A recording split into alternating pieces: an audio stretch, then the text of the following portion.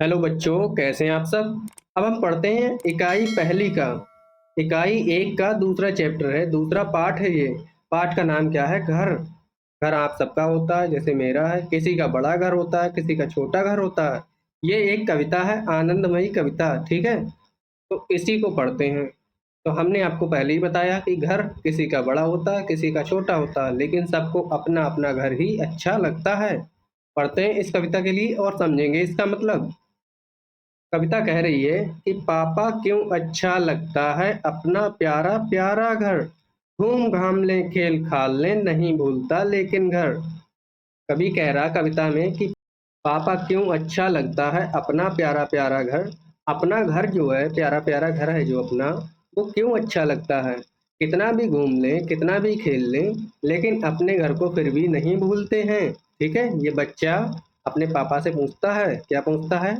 पापा क्यों अच्छा लगता है अपना प्यारा प्यारा घर। घूम घाम ले खेल खाल ले नहीं भूलता लेकिन घर। नहीं आपको लगता पापा है माँ की गोदी सा घर। प्यारी प्यारी ममता वाला सुंदर सुंदर न्यारा घर।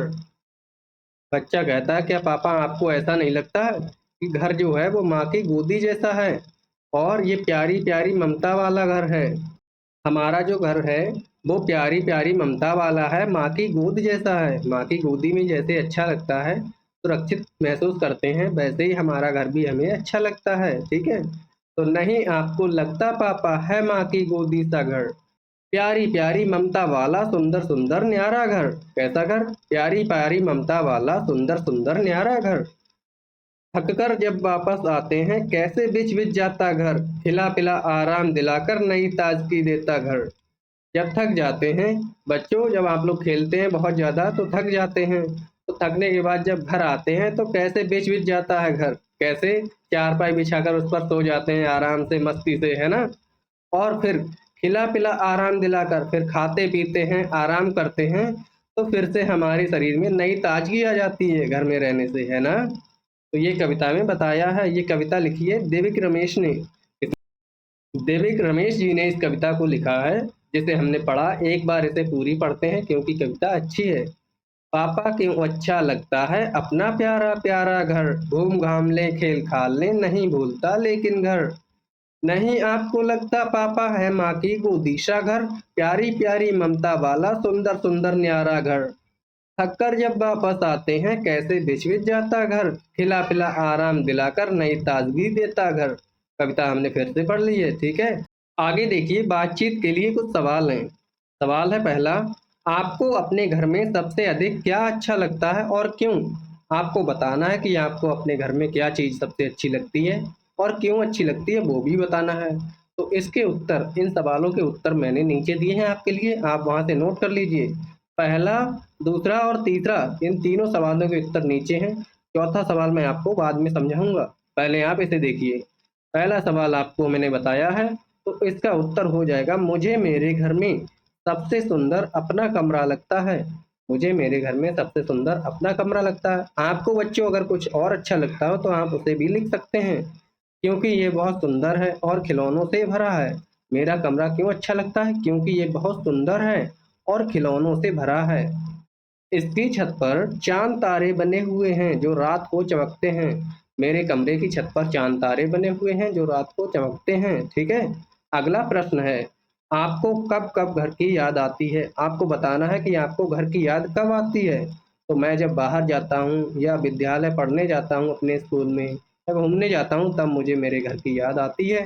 तो इसका उत्तर लिखा है मैंने, जब मैं घर से बाहर खेलने जाता हूँ, विद्यालय जाता हूँ या बाहर घूमने जाता हूँ, तो मुझे घर की याद आती है। ये उत्तर हो जाएगा प्रश्न दूसरे का। तीसरा सवाल है, घर को माँ की गोदी सा क्यों कहा गया है। घर को माँ की गोद जैसा क्यों कहा गया है? क्योंकि जैसे माँ की गोद में बैठकर आराम मिलता है, सुख मिलता है, वैसे ही हमें अपने घर में बैठकर सुख मिलता है। दूसरे के घर में बैठकर अच्छा नहीं लगता है। तभी तो कहते हैं पराया घर थूकने का भी डर। दूसरे के घर में बैठने से अच्छा है अपनी झोपड़ी में बैठ जाओ, है ना। तो इसका उत्तर मैंने लिखा है, जिस प्रकार बच्चे को माँ की गोदी में बैठकर आराम और सुख मिलता है, ठीक वैसे ही हमें अपने घर में सुख और आराम मिलता है बच्चों। ठीक है, तो तीनों क्वेश्चंस के आंसर हमारे हो गए। अब बचा चौथा प्रश्न। चौथा प्रश्न देखिए यहाँ से, कोई ऐसी घटना सुनाइए जब पूरे परिवार ने साथ मिलकर घर का कोई काम किया हो। आपको अपने क्लास में ऐसी घटना बतानी है, ऐसी कोई घटना बतानी है जिस घटना में आपने अपने परिवार के साथ मिलकर आपके पूरे परिवार ने कोई काम किया हो, ऐसा कुछ बताना है। ठीक है, जैसे आप लोग कहीं पिकनिक पर घूमने गए या कहीं वाटर पार्क में घूमने गए अपने पूरे फैमिली के साथ में, तो आपने क्या क्या किया, चाचू कैसे परेशान कर रहे थे बच्चों को, ये सारी चीजें आपको बतानी है। ठीक है, अगर आप ये ना बता सकें तो ये भी बता सकते हैं, जैसे आपने कोई काम किया हो, आपका घर बन रहा हो, तो आपके घर पे सभी लोगों ने कैसे मदद की है घर बनाने में एक दूसरे की, तभी घर बन पाया है, ये सब भी आप बता सकते हैं। ठीक है बच्चों, आगे बढ़ते हैं। अब मैं इसे मिटा देता हूँ, आप लोग इसे लिख लीजिए। मैं इसे मिटा देता हूँ।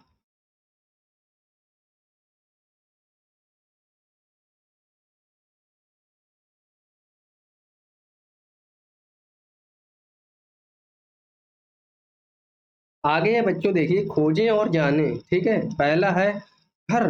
कविता अपने परिवार के किसी सदस्य को सुनाइए। आपको ये जो कविता है घर, इस कविता को अपने परिवार के किसी सदस्य को सुनाना है। कौन सी कविता? जो ऊपर हमने पढ़ी है, पापा क्यों अच्छा लगता है अपना प्यारा प्यारा घर, घूम घाम ले खेल खाल ले नहीं भूलता लेकिन घर। ये कविता आपको अपने घर के किसी भी सदस्य को सुनानी है, चाहे तो आप मम्मी को सुनाएं, पापा को सुनाएं, दादाजी को सुनाएं, चाहे तो सबको ही सुना सकते हैं। ठीक है, घर या परिवार पर उनसे कोई अन्य कविता या कहानी सुनाने के लिए कहिए। अब आप क्या कहेंगे कि मैंने एक कविता सुना दी है, अब आप लोग कोई एक कविता सुनाइए जो घर पर हो या परिवार के ऊपर कोई भी कहानी हो, उस कहानी के लिए बताइए। ठीक है, अगला सवाल है, देखिए अपने परिवार के लोगों से बात करके पता कीजिए और लिखिए। तो मेरे साथ आप बात कीजिए, मेरे साथ बात कीजिए। परिवार के लोग एक तरफ दिए गए हैं और आप किस नाम से बुलाते हैं उन्हें, ये बताना है। ठीक है, सबसे पहला आपकी माँ की बहन। तो माँ की बहन को बच्चों मौसी कहते हैं। हम यहाँ पर लिख लेंगे, माँ की बहन को मौसी कहकर बुलाते हैं, है ना, मौसी कहते हो। फिर है आपकी माँ के भाई। माँ के भाई को मामा कहते हैं। माँ के भाई को क्या कहते हैं? मामा जी। हम लिख लेंगे मामा जी, मामा जी, इस तरह से आप भी लिखेंगे। फिर है आपके पिताजी की बहन।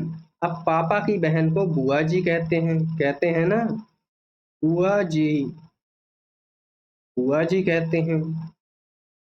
और आपके पिताजी के भाई, पापा के भाई को चाचा जी कहते हैं, चाचा जी कहते हैं ना, चाचा जी। इस तरह से आप इनके उत्तर लिखेंगे। आगे देखिए बच्चों, तो इस तरह से ये चैप्टर हमारा पूरा हो गया। पाठ है जो हमारा घर, ये कविता हमारी पूरी हो गई। हमने प्रश्नों के उत्तर भी कर लिए हैं। ठीक है, आप वीडियो रोककर उन्हें लिख सकते हैं। ठीक, और इसके लिए समझ भी लिया। अगर आपको कुछ भी समझ ना आया हो तो आप कमेंट में हमसे पूछेंगे, हम आपको तुरंत उसका जवाब देने की पूरी कोशिश करेंगे। और इस वीडियो को यहीं पर हम समाप्त करते हैं। आपसे एक अनुरोध है कि वीडियो को आप करेंगे लाइक, चैनल को करेंगे सब्सक्राइब और दोस्तों को भी शेयर कर देना। ठीक है, थैंक यू वेरी मच।